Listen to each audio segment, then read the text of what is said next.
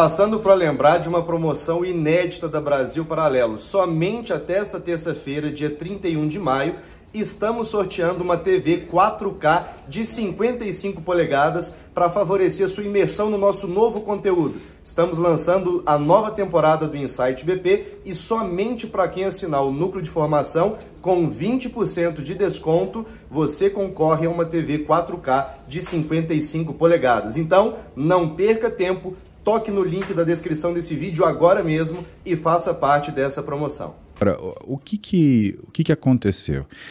Fazendo uma ponderação rápida da minha vida, né, o que aconteceu foi que eu reencontrei a primeira mulher que eu me apaixonei. E isso... Nessa época? Nessa época. E assim, eu sempre me acostumei com desconforto, sabe, Arthur?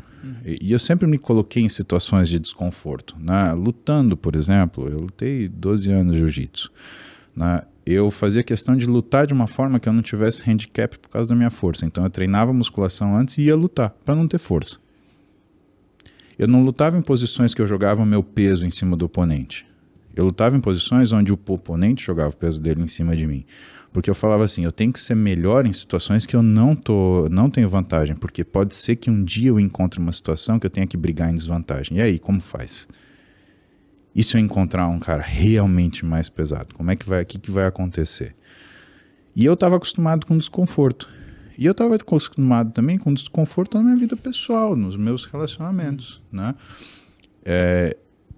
Eu me apaixonei por uma mulher quando eu tinha 13 anos, né? Aquilo virou um marco na minha vida, né?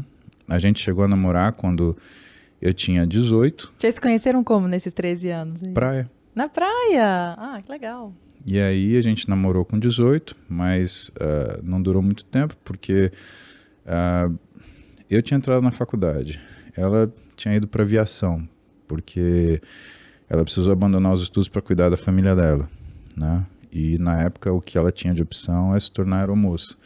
E ela se tornou aeromoça, comissária de bordo, teve um sucesso na profissão. Só que é vida de comissário de bordo, né? De tripulação de avião. Uma vez por semana na cidade de origem, o resto fora, né?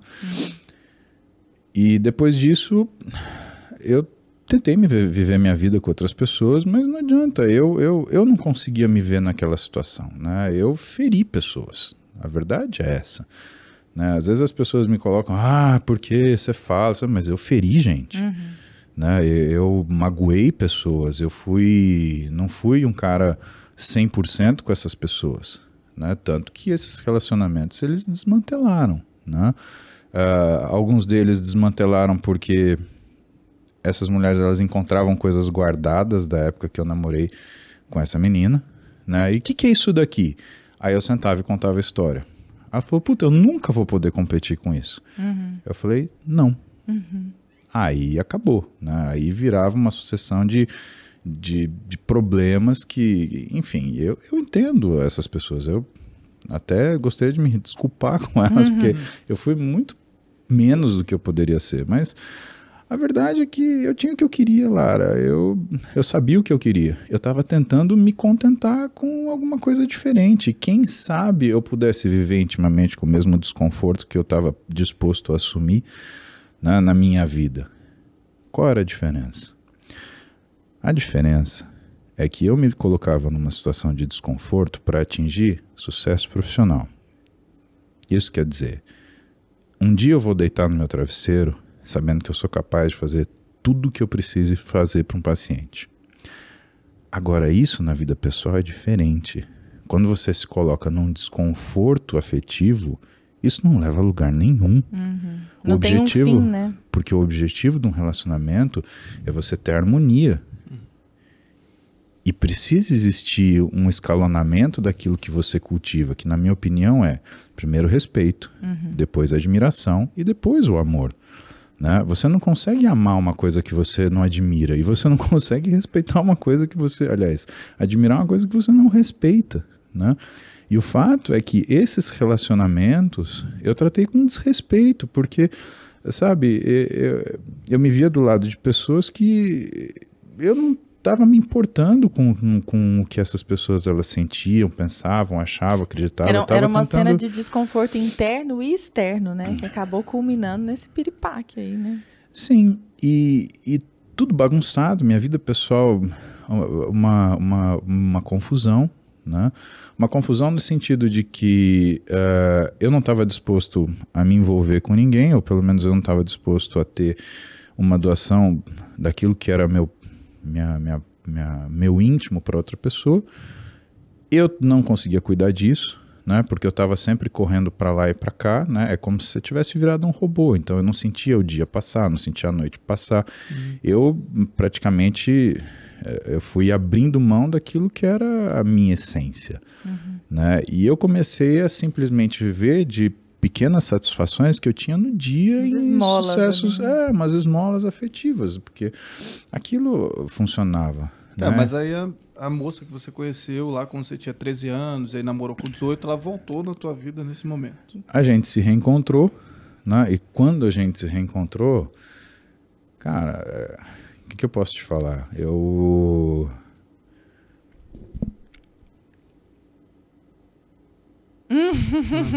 É difícil falar. Ele é muito fofinho falando Não, dela. É difícil falar, porque pra gente falar a verdade, né? Aí a gente transborda, né? E na verdade, eu reencontrei com ela e reencontrei comigo. Eu falei, opa, eu sei quem eu sou. Ela trouxe esse espelho, né? Então, né, mais que isso, Lara, ela me mostrou que eu podia ser. E quando eu notei que eu tinha essa capacidade de ser esse homem, né, e de me tornar homem, né, porque eu acredito nisso, eu acredito que, de certa forma, é a mulher que faz o homem. Né? Primeiro a mãe que cria esse cara afetivamente, depois a mulher que o aceita, o compreende e o ajuda a construir. O homem ele é um ser de muita força, mas ele é um ser de muito trabalho. Se a gente for ver isso, dá até pra gente discutir hormonalmente, né? A testosterona ela é um hormônio de estrutura, né? A predominância nela do homem, ela mostra o quê? A iniciativa, a força para o trabalho. O ímpeto, né? Exatamente, às vezes irrefreável, né? E o que o estradiol, que é o hormônio feminino, traz? É a cognição, Lara. O estradiol é cognição. A gente não tem saúde neurológica se você não tiver estradiol, sabe? Tanto que o homem sofre tanto de demência, né? Por falta de estradiol, né? Ou ele morre antes do que a mulher porque ele não tem estradiol suficiente para fazer todas as funções que o estradiol ele faz para a mulher, principalmente a proteção cardiovascular, né? Que é o estradiol que é responsável, né? E de repente, né, vem essa mulher que é esse paradigma para mim, né, e que é a mulher que eu tinha escolhido para viver comigo. Eu só não sabia interpretar isso, né? Eu vivia empurrando a minha decisão para frente, né? Eu vivia com as decisões sendo tomadas por mim. Mas era ela com quem você queria formar uma família, mesmo que naquele momento talvez você não tivesse dado conta disso. Não, eu pedi ela em casamento com 18 anos. Ela achou que eu tava brincando. E eu não tava brincando, eu tava falando muito sério. Né? Eu fui lá, ela foi me ver em Marília, porque a história é a seguinte, eu me apaixonei por ela e eu nunca falei para ela, né? A gente viveu nossas vidas, ela viveu a vida dela e a gente sempre convivendo como amigos, né? E eu quieto, observando. Não, ela era minha amiga, a gente se conheceu na praia e a gente se tornou amigos e mantinha contato, né? E eu sempre, né, seduzido por ela, né? Não por uma questão simplesmente sexual, né? A Roberta, ela faz sentido para mim. Né? É um negócio que eu não sei te explicar, né? Você fala, a mulher é um mistério. Para mim, a Roberta não é um mistério. Para mim, a Roberta, ela não é simples, ela é complexa, mas eu consigo observar ela de todos os ângulos que eu enxergá-la. Para mim, ela não é algo que eu não saiba, é algo que eu sei, mas ainda é uma coisa que eu me surpreendo, porque por mais que eu a conheça, o que é a grandeza dos seus atos frente às suas dificuldades, eu percebo que não existe uma limitação para ela. E eu percebo que nos momentos de maior fraqueza é que ela demonstra a sua maior força. Então, eu sou surpreendido sucessivamente por essas situações. Mas o fato é que a gente conviveu como amigo durante anos, né? E quando a gente tinha lá pelos 18, eu resolvi que eu ia falar para ela que eu gostava dela, né? Eu tinha cansado dessa história, falei, Se lenga-lenga, chega disso, palhaçada. Não, eu tinha tentado meus namoricos, tinha dado tão errado, né? É uma coisa impressionante. E aí tinha lançado o Titanic, a gente foi assistir Titanic. Ah, né? que bacana. Levei ela para assistir o filme, né? Desmanchamos de chorar, levantamos de mão dada. Pelo menos um filme confusão. bom, né? Porque hoje em dia os jovens ficam levando as menininhas pra ver cada filme ruim. Isso é Mas também- verdade, escolheu bem. Ultimamente tá difícil, tem um filme... Eu gostei desse chafezinho, viu? Quer mais um pouquinho? É bom. Eu aceito. E aí a gente assistiu Titanic, saiu daquela situação, todo um amor, pipipi, popopó. Mas a gente não ficou junto, né? Eu não beijei a Roberta. E aí ela achou que eu não gostava dela e na realidade eu não tinha me feito ser claro, né? O que aconteceu foi que eu não queria, sei lá, ser um beijo perdido pra ela. Sim. Eu queria ser o namorado dela. Aí o que eu fiz? Eu peguei e escrevi, né? Eu sempre escrevi uma carta pra ela. Nessa época existia correio, né? E aí eu mandei a carta pra ela, era uma segunda-feira. E normalmente em São Paulo, eu já morava em São Paulo, demorava 24 horas para chegar, né? E na terça-feira eu iria para Marília, para visitar minha mãe. E quando eu cheguei na rodoviária, era umas 10h30 da noite, eu achei que ela tinha recebido a carta. E na época ela tinha um pager, porque ela era modelo, né? E eu peguei e mandei uma mensagem no Teletrim dela. Né? Hoje não é nem mais jabá, né? Porque não existe mais, acho que é Exatamente, Teletrim. é Eu mais não faço a nostálgico. mínima ideia do que seja isso. Eu acho que eu me sinto bem por também não saber. Nossa, muito jovem você. E eu falei, olha, ônibus para Marília, parte 23h30, tem um lugar vago do meu lado. E ela deve ter recebido essa mensagem, falou, meu, do que esse cara tá falando? Porque a minha carta não tinha chegado.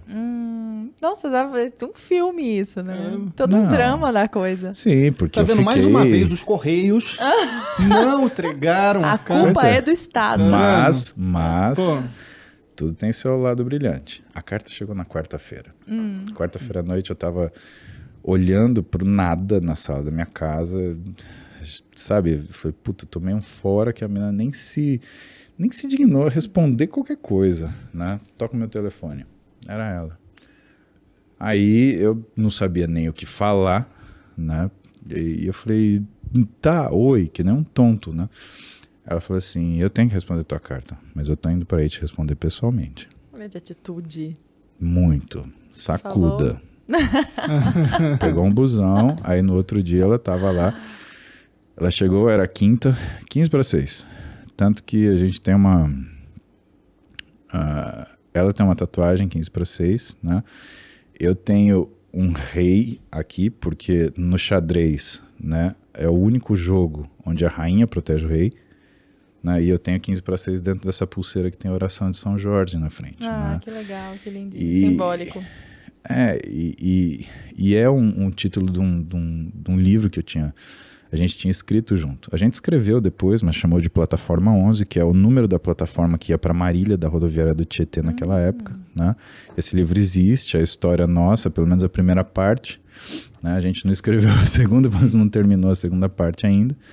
Né? O fato é que ela pegou o ônibus, chegou 15:06, né? E eu não sabia falar nada, e ela pegou, virou pra minha cara e me deu um beijo e falou assim, não, eu amo você também. Né? E aí foram os 3 dias mais felizes da minha vida até então. Né? Ela voltou para São Paulo, eu fiquei mais um tempo em Marília, depois voltei para São Paulo também, e logo depois a gente acabou se separando, e não porque teve uma briga, não porque a gente não se via. E eu era um sujeito extremamente passional, eu comecei a cobrar ela, né? Você imagina, um menino de 18 anos que jovem. fala assim, não, eu quero casar com você. Né? E eu queria casar com a Roberta com 18 anos. Pra mim, na minha cabeça, a gente tinha que casar e ponto final.